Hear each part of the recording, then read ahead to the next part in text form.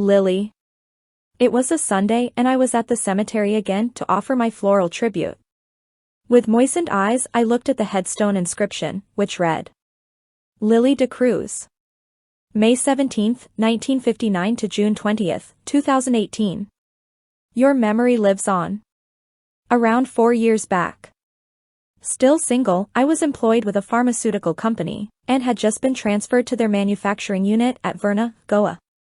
Commuting for a week to and fro Panjim, where I was officially lodged at Hotel Fidalgo, was not a real problem, especially by the company-provided transportation.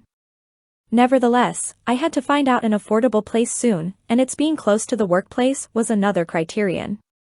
That day was a Saturday. I was quite late when I left my office for the day and decided to have my weekend dinner on the way. It was some nondescript place called Alfred Resto Bar. However, a small and beautiful villa at the back caught my attention. The place was surrounded with lush greenery on all sides, which looked even more brilliant after the evening rain. While I was enjoying my pre-dinner drinks, I casually asked the boy serving upon me if there was any good single room available for rent in the vicinity. Moments later, there was a very graceful lady at my table, who scanned me from top to bottom, smiled and asked me if I was interested in a paying guest accommodation. I could not have asked for anything better and happily conveyed my acceptance. She just nodded and disappeared somewhere. Thinking about her, I finished my dinner. The seafood they served was very delicious, much better than what I had expected. The same waiter approached me and asked if I needed anything else. Saying no, I just thanked him for everything and asked him to get my bill.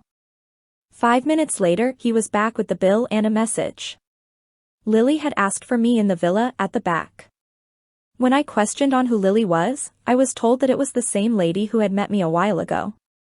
He made it a point to add that she was the owner of that place. I got up and stubbed my cigarette before being escorted through a narrow track at one side, till the gate of the villa.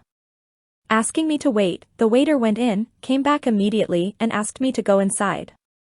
Where I entered was a tastefully decorated living room. And the entire house looked much more beautiful from within. Sitting on one of the sofa chairs, she looked at me affectionately and asked me to take a seat. I am alone and mostly stay in the master bedroom on the ground floor.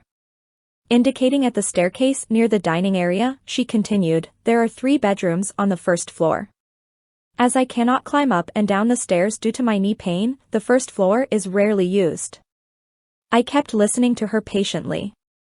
I never wanted to let out my ancestral house, but there is something in you.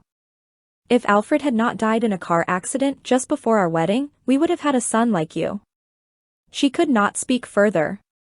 My own parents had died in an air crash while I was still in school. The very next day, I had shifted there with my bag and baggage. Like my own mother, she happily took care of all my needs. As regards rent, to my surprise, she never accepted any money from me. With age, her health deteriorated. There was a lot of physical change in her except the charming smile that she always maintained. On my part, like a loving son, I always used to take her to the hospital for all her checkups and treatment. One fateful morning, she did not get up when I woke her up for bed tea. A couple of days later, there was a lawyer from a firm called Walter & Company at the villa to pronounce that Lily had bequeathed all her property to me. I had rather inherited a sweet fragrance. I placed the lilies I had brought on the grave and left.